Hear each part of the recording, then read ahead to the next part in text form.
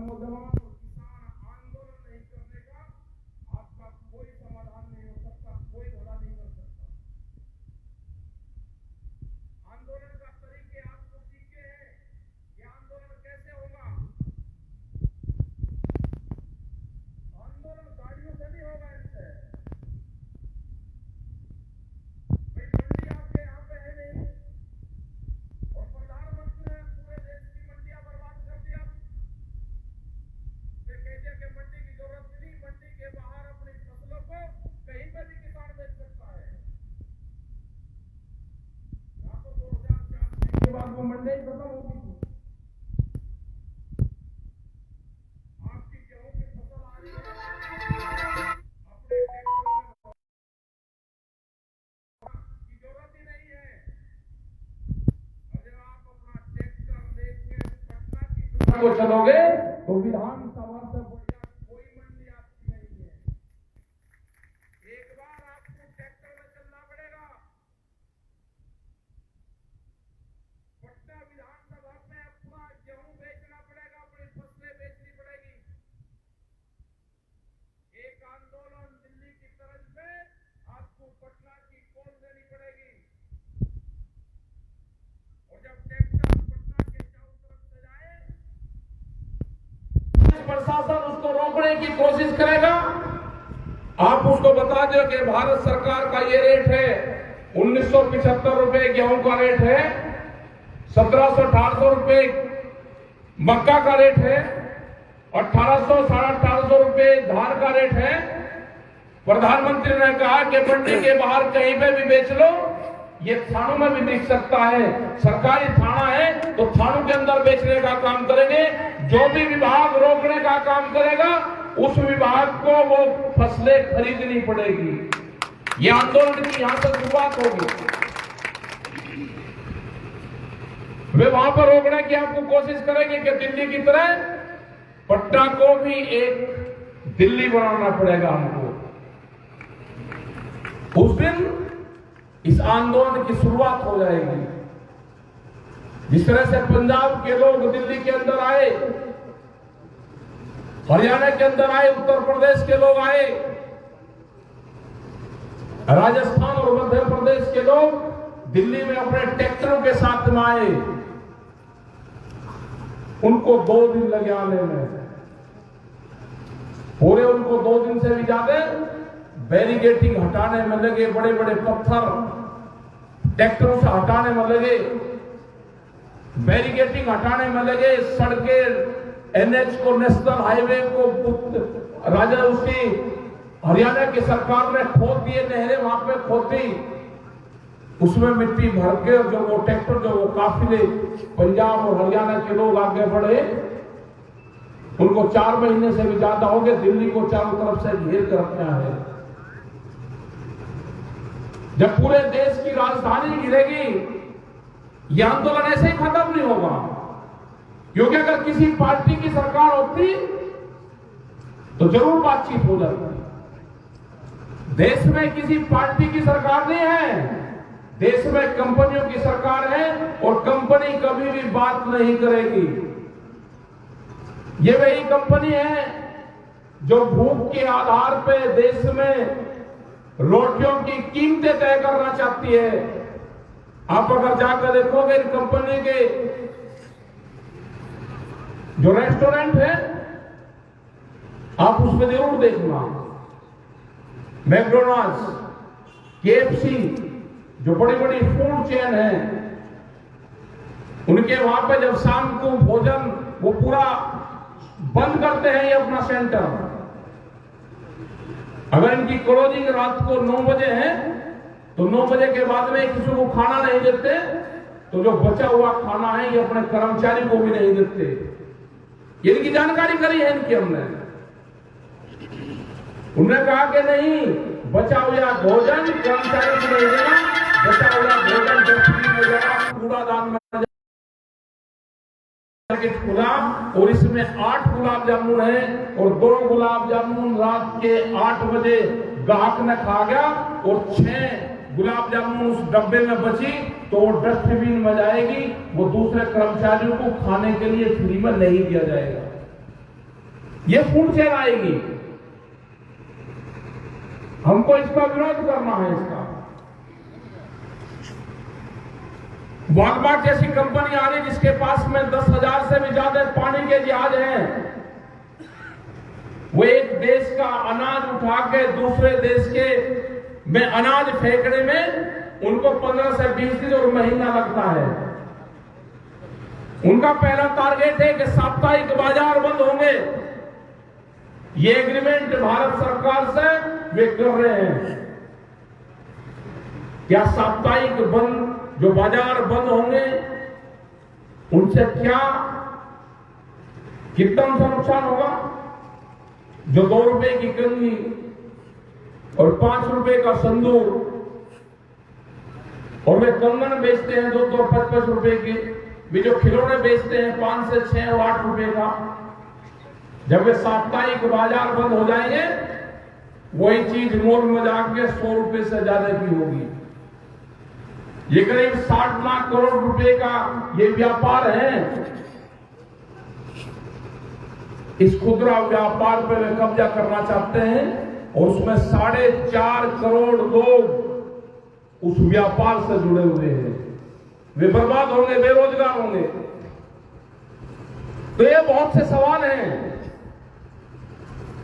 ये खाली किसानी का इशू नहीं है, ये मेरे नौजवान का इशू भी है, जिनको बताया गया था कि रोजगार मिलेंगे, 2 करोड़ रोजगार हर साल मिलेंगे। वे रोजगार तो नहीं मिले। अगर उसने रोजगार की तलाश अपने खेत में करी तो उस खेत को छीनने का काम करा जा रहा है। हमको अपने खेत से ही रोजगार तैयार करने पड़ेंगे। बाहर कोई रोजगार अब नहीं है।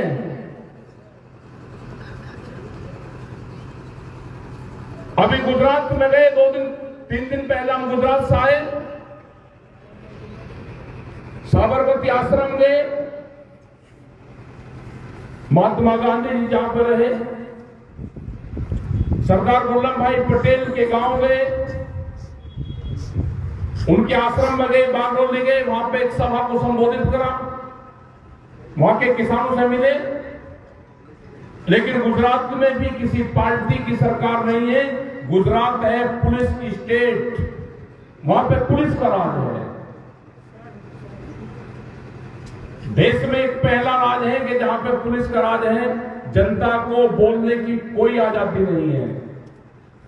60 गांव की जमीन ली, रिलायंस कंपनी को दे दी, आम की खेती करती है। मुंबई में रहने वाली कंपनी गुजरात के गांव में खेती करेगी, उसको फायदा होगा। जो गुजरात के उसी गांव के किसान थे, वे खेती करते थे, उनको घाटा था। हम उसी जो मैथ का टीचर है उसको देखने गए थे कि जो मैथ का टीचर है जो मुंबई में रह के खेती गुजरात में करता है, उसकी कौन सी पॉलिसी है, कोई बोल नहीं सकता। जब गुजरात के लोग वे किसान हाई कोर्ट में गए, हाई कोर्ट से जीत गए, कंपनी सुप्रीम कोर्ट चली गई। जब सिंगल बेंच में गए तो किसानों को हराया गया। वही जज डबल बेंच में आया, उसी जज ने डबल बेंच में किसानों को हराया। वही जज तीसरी बेंच में गया, किसानों ने विरोध करा, उसी जज की पोस्टिंग हुई और वहां पे किसानों को हराने का काम करा गया। तो कोर्ट से कोई किसानों को फायदा होने वाला नहीं है।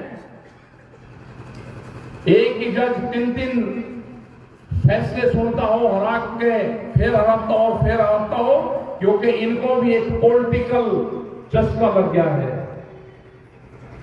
देश में कोई सरकार आएगी ऐसी, कोई एजेंसी आएगी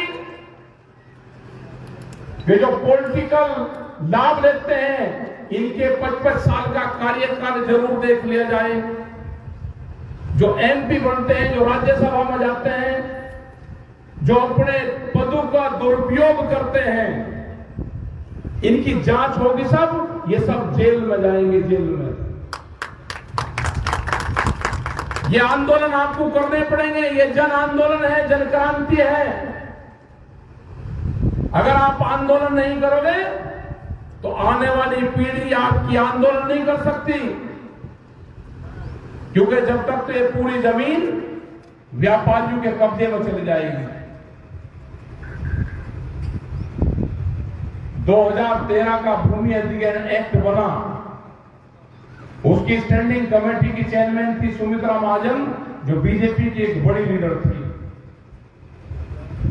सरकार कांग्रेस की थी। सारी पार्टी और सारे देश के किसान संगठनों ने मिलकर एक नया भूमि अधिग्रहण एक्ट बनाया। जब बीजेपी की सरकार आई तो 3 बार राष्ट्रपति के पास में ऑर्डिनेंस के माध्यम से इसका चेंज करवाने की कोशिश करी गई। पूरे देश में विरोध हुआ और उसकी हालात अब ये कर दी कि अब स्टेटों को उसकी जिम्मेदारी दे दी कि आपको जो भी फैसले इसमें संशोधन करने हैं, स्टेट इसमें वे संशोधन कर सकते हैं। उसी भूमि अधिग्रहण में स्टेटों ने अपनी कुछ चेंज करे इसमें और जमीन हड़पने का काम करा जा रहा है, क्योंकि टारगेट ये है कि बड़े जो कॉर्पोरेट फैमिली है, जो बड़े घराने हैं, उनको देश में जमीन देनी है। कोई ये नहीं कि 10 एकड़ जमीन, 20 एकड़ जमीन, एक गांव की जमीन नहीं। जैसे ब्राजील में है, ब्राजील में जितना बड़ा बिहार है, 2 आदमी के पास में पूरी जमीन है, कितनी जमीन उनको चाहिए। तो इसी तरह के ये घराने हैं, इनकी कोई लिमिट नहीं है कि कितने जमीन पे इनका अधिकार होगा।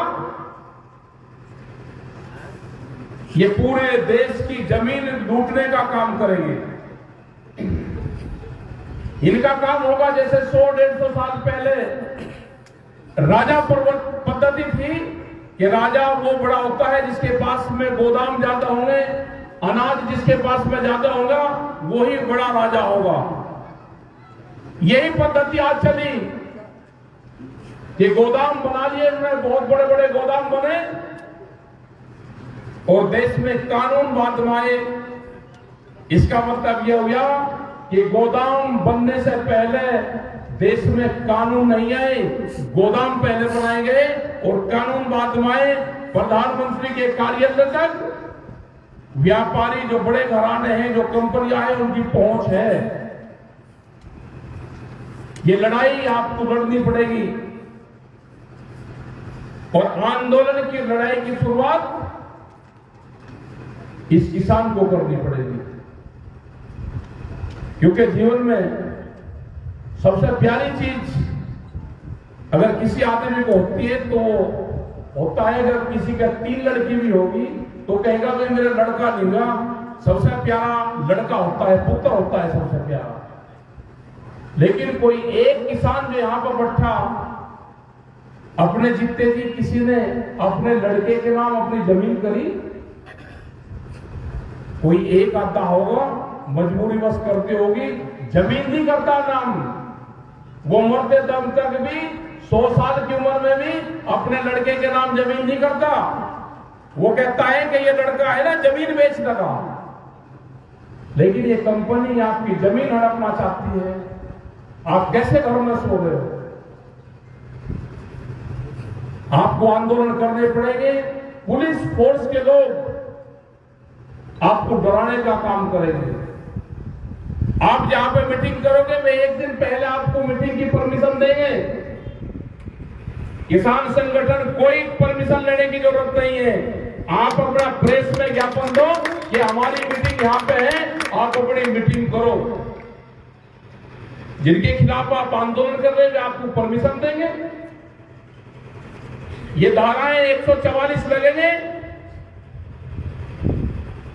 भारतीय किसान यूनियन की धारा 288 है, हम वो धारा का इस्तेमाल करते हैं, 288 लगाते हैं वहां पे। हमने कोई परमिशन नहीं ली 35 साल से। इन परमिशन के चक्कर में आप पड़ोगे तो आप वही रहोगे, आपकी मीटिंग ये करने नहीं देंगे कभी भी। जब आप आंदोलन ट्रैक्टर से करना शुरू कर दोगे, पूरे बिहार और पूरे देश के किसानों को जगाना पड़ेगा इसमें 5 साल लगे हमको आंदोलन, ट्रैक्टर का आंदोलन लाने के लिए। पहले लोग शर्माते थे, जो नौजवान था वो शर्माता था ट्रैक्टर चलाते हुए, और आज ट्रैक्टर उसका स्टेटस सिंबल बन गया है, ट्रैक्टर किसान का। दिल्ली में गए 26 तारीख में, 26 जनवरी को 3.5 लाख ट्रैक्टर थे। 26 जनवरी को 25 लाख आदमी थे। 3.5 लाख ट्रैक्टर दिल्ली की चमचमाती सड़कों के ऊपर चले। वे धोखे में फंसाना चाहते थे किसान को। दिया पुलिस फोर्स ने, वो एक षड्यंत्र था। ये लाल किले पे जाएंगे, ये कुछ न कुछ वो करेंगे। जिन लोगों को, जिन बच्चों को लाल किले के ऊपर लेकर गया, उनसे पहले ही साठगांठ होगी कि आप लाल किले पर जाना, वहां पे ध्वज फैला देना, जिससे एक कौम को, एक किसान बिरादरी को बदनाम करा जाए। अरे किसान जाएगा तो पार्लियामेंट पे जाएगा, कहेगा जाएगा, आप रोकना किसान को। वे 25 लाख आदमी भी वही हैं और वो ट्रैक्टर भी वही है, वो किराए भाड़े के नहीं थे जिसको बजाएगा। ये गलत फहमी निकाल दे अपने दिमाग से। क्या क्या अब कानून आ रहे हैं वो और जरा समझ लो। आपकी जमीन छीनने के प्लान बन रहा है बड़ा। अभी आएगा एक सीड बिल, 20 विधेयक, 20 कानून। अगर आंदोलन न चलता तो पार्लियामेंट सेशन चल रहा था, उसमें ही आना था। देश में नए थाने खुलेंगे पुलिस के, जो 20 के थाने होंगे, जो सीड के पुलिस स्टेशन होंगे, 20 के थाने। आपने कभी सुना है? पुलिस वालों ने भी अभी नहीं सुना होगा कि 20 के भी थाने खुलेंगे। एक थाना होता था, वो हमने जरूर सुना। उसके बाद में महिलाओं पर अत्याचार हुए तो महिलाएं थाने खुले, बिजली के थाने खुले। अब 20 के नए थाने खुलेंगे देश में, अगर वो बिल आ जाता है। किस कंपनी से आपने बीज खरीदा, वो बीज आपने बोया, या आपने दूसरी जगह से कहीं से बीज बोया, बीज रखना गांव में अपराध होगा। आप बीज का आदान प्रदान नहीं कर सकते बगैर कंपनी के। जैसे शराब ले लो, शराब बहुत खराब चीज है, लेकिन अगर सरकारी दुकान है तो उसमें बहुत बढ़िया चीज है, आप वहां से खरीदो पी लो।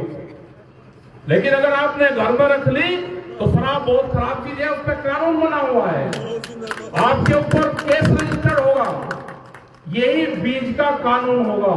अगर आपके घर में बीज रखा हुआ मिल गया, आपने किसी को बीज बेच दिया, तो वो अपराध है। ये बीज कानून है, इसकी सीधी मोटी भाषा है। उसमें सजा और जुर्माना दोनों है। दूसरा आ गया है बिजली अमेंडमेंट बिल 2020।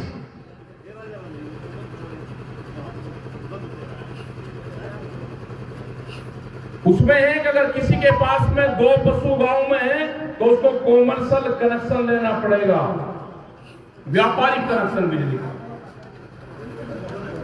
ये एक बिजली का कानून आ रहा है। अभी आपके यहां पे भी 15 साल से ज्यादा अगर किसी के पास में ट्रैक्टर है तो अवैध है, आप उसको चला नहीं सकते। ये देश में एनजीटी का कानून आ गया है। जो दिल्ली के आसपास है उसमें 10 साल से पुराना diesel engine, tractor, pumping set आप नहीं चला सकते। लेकिन बिहार और पूरे देश में 15 साल से ज्यादा अगर engine, diesel engine, pumping set, tractor, गाड़ी आपके पास में है तो आप उसको नहीं चला सकते, वो इलीगल है।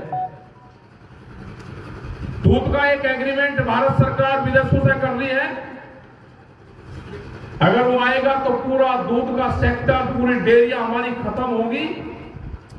और जो अमूल जैसी डेयरी है उसने कहा कि 17 रुपया लीटर अगर भारत सरकार हमको सब्सिडी देगी तो ये हमारी डेयरी सेक्टर बच सकता है, नहीं तो डेयरी सेक्टर नहीं बचेगा।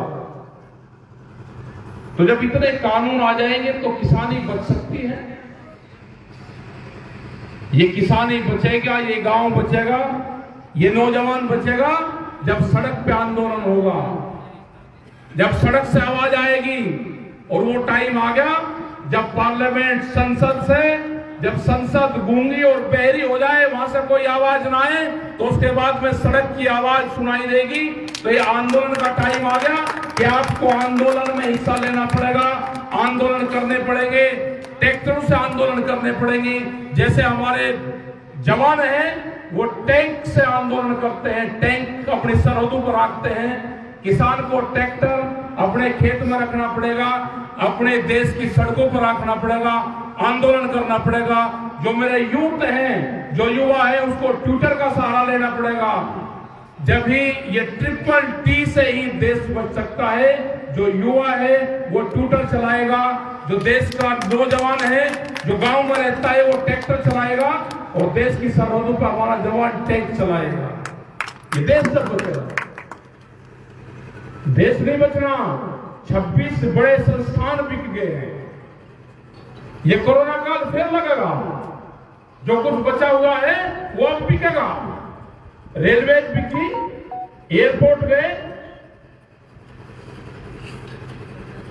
टेलीफोन गया, पेट्रोलियम गया, LIC गई, बहुत गए, बैंकिंग गए। ये बहुत संस्थाएं बिक्री है।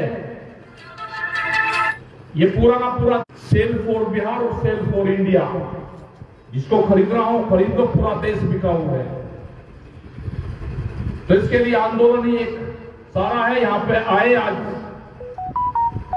रोहतास डिस्ट्रिक्ट में, यहां पे ये मीटिंग हुई। बाबू जगजीवन राम का यह स्थल है, और इतनी बड़ी संख्या में आप लोग आए। आज किसान की फसल उसके खेत में है।